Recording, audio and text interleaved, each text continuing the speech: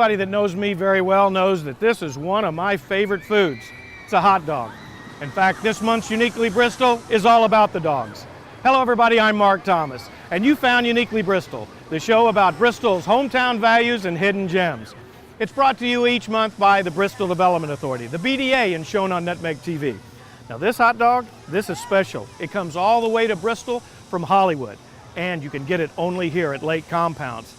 And then a little bit later on, we're going to talk about how we're going to keep your dogs safe during these hot summer months. I have to eat this now, though.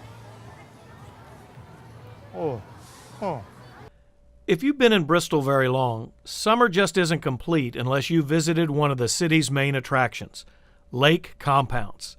It's the oldest continuously operating amusement park in North America, having its genesis before the Civil War. The park has invested millions in recent years, and today is even more beautiful than ever. Among other famous attractions, Lake Compounce is home to dozens of rides, food vendors, games, and even a water park to keep cool in the hot Bristol summer. Jerry Brick supervises all this fun. What's the park's secret? It actually started in 1846. Wow. So we're on our 172nd season, about 15 years before the Civil War. And when it was built, obviously I wasn't around at that time, but we try to keep it very basic. We focus on cleanliness, we focus on safety, and just guest service. If you could do those things, the rest of the business plan will fall into place, and then growth will happen, and you just see the park grow as you take care of those. But those are the staples that we do. So give us an overview of the park. It's 2018. You've got a lot of rides, a water park. Give us kind of an overview.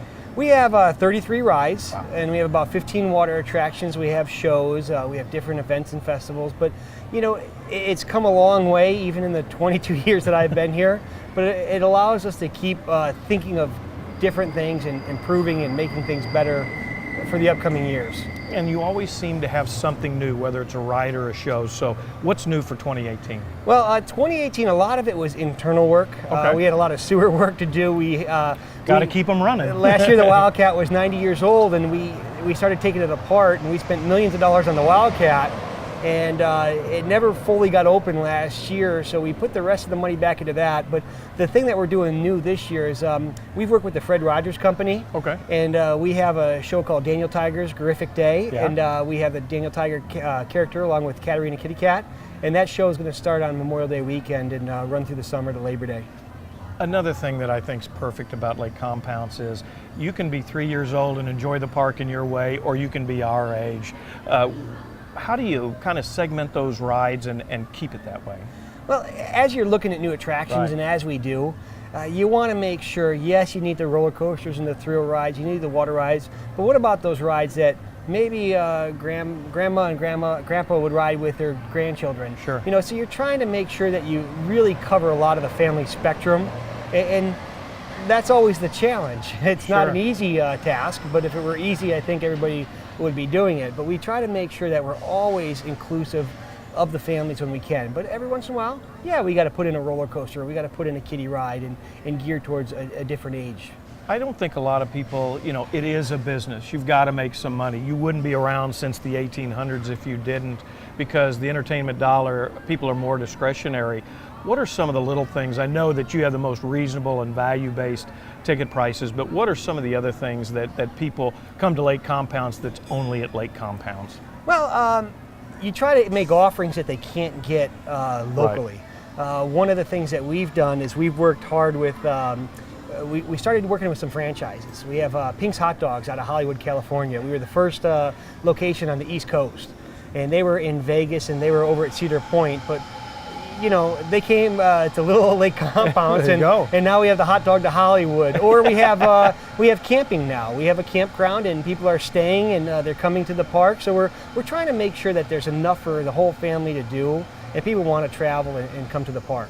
Another thing that I think that Lake Compounce does really well are kind of like special events. You had a food truck festival last year. What are some of the events that we can look forward to this year? Well, the food truck festival will be back. Good. That's coming back this summer, and we also have we do a Polish festival with the Polish American Congress out of New Britain, where they do dancers and some Polish food, and we have Of course, our haunted graveyard, which is always a good time during October. Right. Then the park opens up during December for our holiday lights, and most people don't realize that because we're still relatively new in that market. Right. But it's just the kids' rides, it's the train, it's the carousel. It's almost 12 months a year, isn't it? Yeah, it really is now, because by the time we're done cleaning in late January, we start hiring again for the next year. You said you've been here 22 years. I know that you've been in the business longer than that. What are some of the changes and the things that you've experienced that you just never thought it'd be like this? Well, back in the 80s, we didn't have cell phones. We didn't have internet tickets. We didn't have, there were a lot of things that weren't around, even to the rides. Our newer rides, they're hooked up to a modem, and Wow. the manufacturers can go into the rides no matter where they are, whether it's Germany, the US, and they can look into our rides and help us out if we're having issues with it. So it's come a long way than what it was 30-something years ago. You mentioned something that's really important, and you know, it is a 1 in 2 or 3 million on an accident, but your safety record here at Lake Compounce is kind of unmatched. What are some of the things that you do each year and during the summer season to keep everybody safe? Well, besides what we have to do, what's required by the manufacturer and the state, Right. you know, obviously we're putting a lot of effort into it because at the end of the day, it's our reputation, it's my reputation, it's our team, our full-time team, it's their reputation, and we work hard on it. And to be honest, if there's any question about any ride that we're unsure of, we won't open it until we get it right. And during their inspections every day, they go through and maybe we're looking at something or we see something. So you do inspections every day. That's got to make a parent and a grandparent very comforting. Well, yeah, absolutely. So every one of our rides is inspected every day before we open. And before, you know, we open up the coasters, our carpenters are walking the wooden coasters. We're doing a lot of prep work in the mornings prior to the park opening so we can have it ready for the day. You're a big employer. You're very important to Bristol. Tell us a little bit about your workforce, how many that you employ, and you really employ all ages, don't you? Yeah, we have 50 full-time year-round people Right. on our staff, and then we hire almost 1,400 seasonals, and out of that we have 16 to 23 is a big chunk of it, but we also have senior citizens that work here. We have people that maybe they work as a school teacher, and then they come and work for us part-time during the summer. I know we have plenty of school teachers that work here, but we may have people that are bus drivers or, Sure. or do other jobs where in the summer they have a little more free time and they come in to work extra income for themselves, and it really helps out. Well, let's talk a little bit about ticket pricing, packages, things that we should be taking advantage of. Yeah, no, we offer different packages on different days. Sure. Just like anybody else. If somebody asked me, it would be like an airline, the price would change. But, you know, we have stay and play packages with our campground. If you're local, the best deal is the season pass. In the season pass, they go on sale is before the season ends. Right. We're selling them for the next year. But typically, if we sell them on Black Friday, that's our cheapest price. Right. But we also have payment plans online for those if they want to try to cut the payments down. As we all know, you know, nobody wants to get that big bill up front, so No. we can cut the payments down for them. We have that available only online.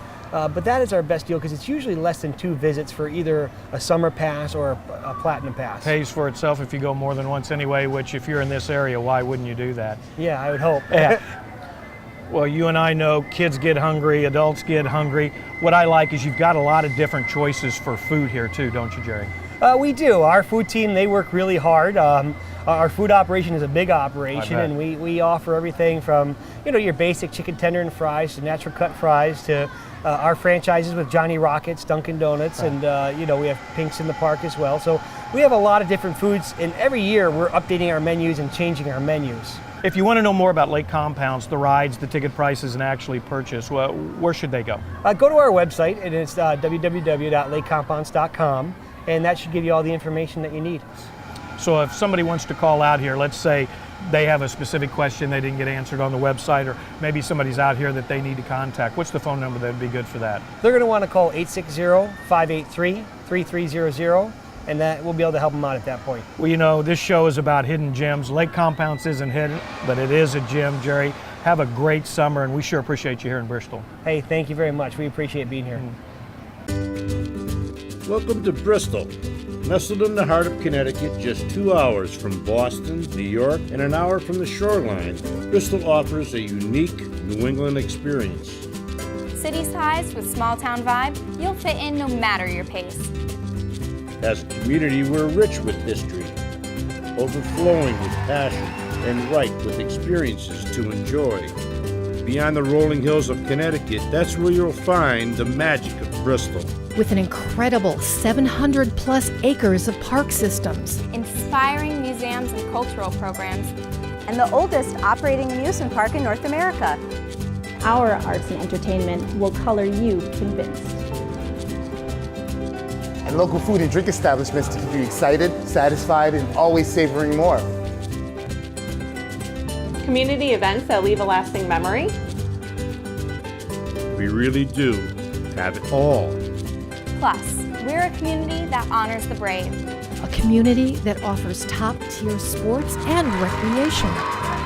And world-class accommodations to suit every style. But what if you wanted to stay even longer? Well, there's neighborhoods to pair with any personality. And places for all kinds of producers. Top-rated school systems. Ways to make an impact. And plenty of places to worship. So whether you're vacationing, Passing through, Or staying a little longer. bring your heart to Bristol. Our heart is always open to your experiences. Bristol, Connecticut. All heart.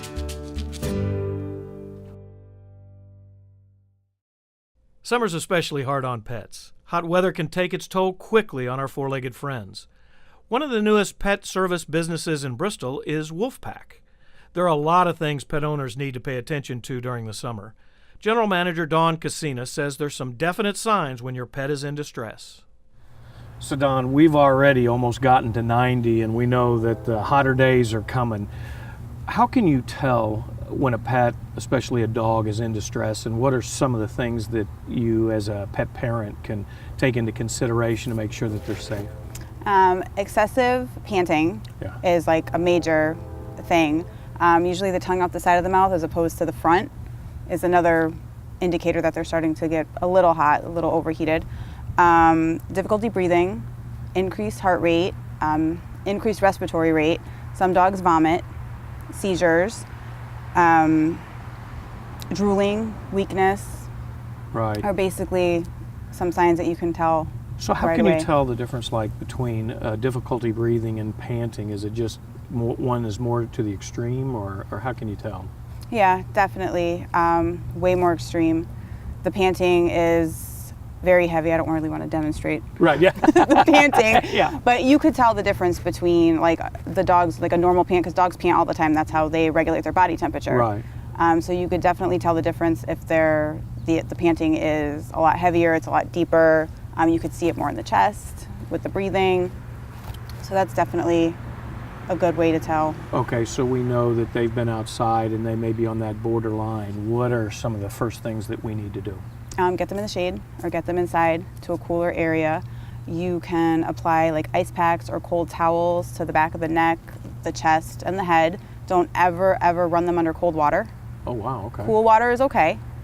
And get them to a vet immediately.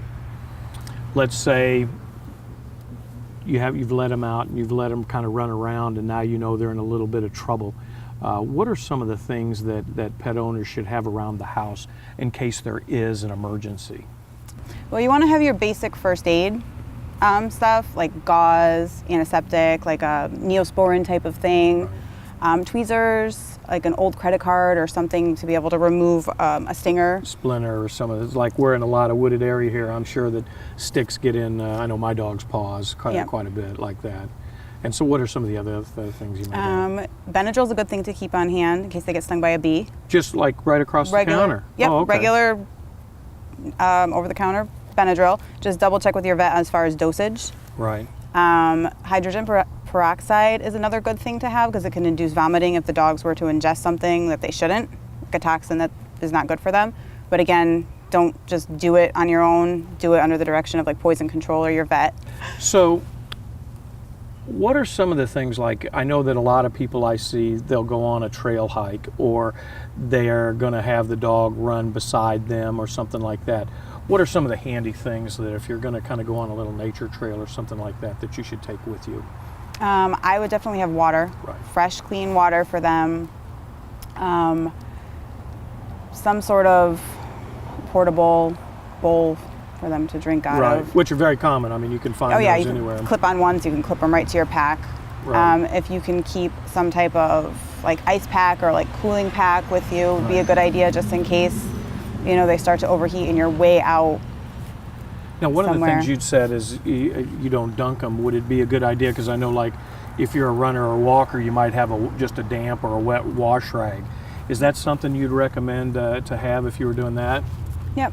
You could use that with some type of cool rag because it could help cool them down while you have to give you a little bit of extra time to get them to a vet. But also on really, really hot days, I don't recommend taking them on long hikes or jogs or anything like that because you don't want to overwork them in the heat because that can just lead to the heat exhaustion or the heat stroke more.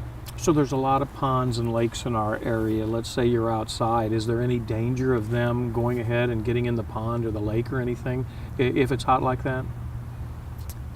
No, I wouldn't see it. I would just be really careful because not all dogs can swim. That's right. So that was, you know, like pool safety, pond safety, water safety is a big thing. They do sell life jackets, like a little inflatable like vest that dogs can wear if they're going to be swim going with out. them. That'd be fun, yeah. If you're going to put them out in the pond or a pool. So we're in the middle of summer. A lot of people are starting to think about their vacations or ready to go on their vacations. And let's say you're going on a road trip or one that you can travel with your pet. What are some of the good advices of you know, how to keep them safe and things that you need to bring, and you know, how much should they you know, get out and run around? Okay, traveling with pets is like, it's always been, you know, kind of like an iffy subject. Depending on where you're going, I would look for a pet-friendly like hotel or rental, definitely. Locate the nearest emergency vet. Right. Just so that just in case something does happen, you know there's one local to where you're going to be staying. I would also recommend looking to see if there's a kennel or a boarding facility nearby where you're staying, just in case your plans change, something happens, and you need to be able to board your pet while you're away. One of the good things too about a lot of the online booking sites, it actually tells you, because pet tourism is pretty popular. You can really check, does your hotel take them or not? Yep. So let's say we're traveling across the country or somewhere else and we're not able to take our pet. What are some of the things if we would have to either put them in a boarding situation? What do you look for? Because I know here at Wolfpack that you all board animals. What are some of the things that you would ask somebody to say, this is a good place for my pet? I would look for somewhere that's staffed 24/7 so the dogs are never left alone, which we are. Right. Climate control, if their staff is first aid CPR certified in pets, is usually, you know, something pretty good. I would recommend a facility that makes sure that they're only accepting dogs that are up to date on their vaccines. Right. You know, because some people might kind of try to let it slide a little bit. So I would make sure that definitely up to date on vaccines is a big thing. I mean, you could talk to your neighbors, talk to friends, see where they've left their dogs when they've gone away. You know, do your research. And you should have one packet, I believe, of all of your medical records, right? Because I think when you check them in to make sure they had their parvo shots, their rabies shots, and all of that thing, keeping that, I guess, kind of like a child, you would have all of those in one space. Definitely. So let's say that we want to travel with the pet, but now we're on an airplane. What are some of the things that a pet parent should be advised of and be prepared for? I would do your research on the airline, because like lately in the news there's been a lot of stories that don't have very good outcomes. I would just do your research on the airline, see how they keep temperatures regulated, you know, make sure that the dogs have water, just to make sure that the airline is taking their precautions to make sure that your pet is safe in the cargo. I think, and it's just not for summer, but there's a lot of things around our household that are very common to us, but they're very dangerous for a pet. What are some of those? Oh, there's a lot of things. I mean, in summertime, you want to be careful with pesticides. I mean, they do have pet-friendly ones now. I personally just bought one to spray my yard to try to keep the ticks at bay. Chemicals, pool chemicals, stuff like that outside. Foods. There's a lot of foods that dogs should not ingest. I mean, alcohol is another big one. A lot of people seem to think, oh, I'll give Fido a sip of my beer and he's going to be fine. A little gin will be just fine. Yeah, I wouldn't recommend it because it can actually make them really sick. Well, we're in July, and we always talk about fireworks, and Yes. just some pets and most dogs, it just seems have an issue with that. What are some of the things that you can do to help them get through that night or the week around the 4th? Well, with the 4th, with the fireworks, I would leave your pet at home in a safe, secure, escape-free room of your house, part of your house that they won't be able to get out of. If you don't feel comfortable leaving your pets home, you could always try boarding them for the night, because a lot of places get super busy, Right. Around the 4th, because a lot of dogs, people are nervous to leave them home. I would not bring them out to the fireworks, because a lot of dogs could get scared, they could run, they'll take off, and then now you have a whole nother fiasco on your hands of how I have to find my dog now. Right. Some vets even sedate dogs, because some dogs can't handle it at all, Right. but that's all under the supervision of your vet. If it's something you think your dog is going to need to be sedated to survive the night of the fireworks, it's something you could talk to your vet about. What are some of the services that the Woof Pack have in Bristol? We have daycare, boarding, grooming, training. We also have the pet taxi. Now, what's that? We have Rover. He is Well, of course. We call him Rover. He's our van, and we can go pick up your pet for daycare, for boarding. If you're unable to get to us, we can also pick up your pet and bring them to the vet if you need to. I mean, we've had a couple incidences where our clients have had an emergency situation where they've needed a ride to their vet because their dog would just not get in their car. They didn't have enough room in their car. What a great service. Yep, and we've picked up their pet, and we've brought them to the vet for them.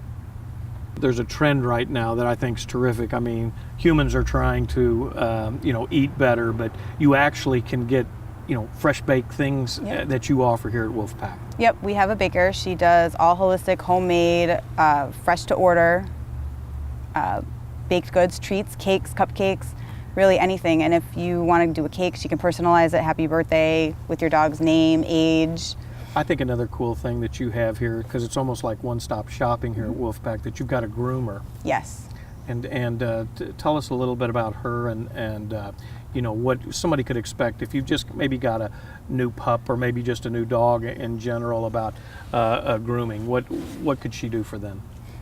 She does everything from just a simple nail trim to a full-service haircut groom, and everything in between. If you just needed a bath, a nail trim, ear cleaning, she can do pretty much everything. One of the things that I know this time of year, because we're in a very heavily wooded area and our part of the country has a lot of ticks, what's your recommendation on flea and tick remedies? And is it a collar, is it behind their back shoulders, or what do you think? Me personally, I use the behind the collar, between the topical, shoulder blades. the topical stuff, and I also use all natural. I make a thing with oils, with a couple different essential oils, and I spray it on them right before we're gonna go hiking, which seems to help a little bit. The collars are really good, the Seresto collars, I know. Right. Those work pretty well. So I find a tick on my dog. What should I do now? Get it off your dog. You don't want to leave it there. No, you don't. So a good way to get him off a pet, is it the same as a human? Mm-hmm. Okay. Yep. I mean, they actually have little tick removers that you can get. We have them here just in case, because we are in a very heavily wooded area. Right. You just slide it on and it pulls the tick out, head and everything. If you have to use tweezers. I was going to say the head is you may think you get it out and you really got to, kind of dig through there and get it. So when you use tweezers, you just have to be careful that you go away, as opposed to pulling the tick the opposite direction that he looks like he's inserted. Go with the same direction to make sure you get the head out. So people may want to know more information about Woof Pack. What's the phone number and the website? 860-993-1601, and then our website is www.gowoofpack.com. Well, doggone it, that's the end of our show. We really appreciate you joining us. We want to know what you think. Our email address is marketing@bristolct.gov. If you want to know more about Bristol, just go to our website, www.bristolallheart.com. And of course, we're on social media, Facebook, Instagram, Twitter, and LinkedIn. Until next month, we'll see you then.